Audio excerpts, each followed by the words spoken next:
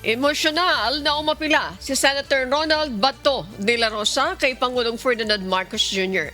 na wag na siyang ipaaresto at ipadala sa International Criminal Court sa The Hague, Netherlands. Ayon kay de la Rosa, handa niyang harapin ang anumang kaso basta korte lamang sa Pilipinas siya lilitisin at hindi foreign tribunal. Ang apela ng senador ay kasunod ng tangkang pagsisilbi umano ng ICC warrant ng ilang tauhan ng National Bureau of Investigation sa Senado.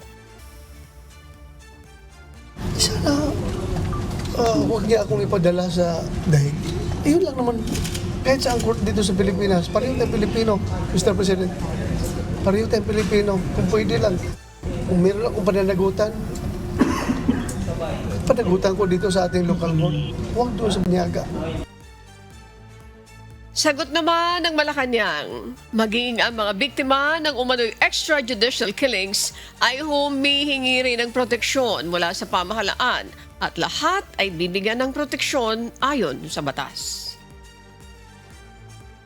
Maski naman po yung mga EJK victims ay humihingi rin po ng proteksyon sa gobyerno. So, ang akusadong katulad ni Senator Bato ay humingi ng proteksyon. Lahat naman po ay bibigyan ng proteksyon na naaayon sa batas. Hot dog.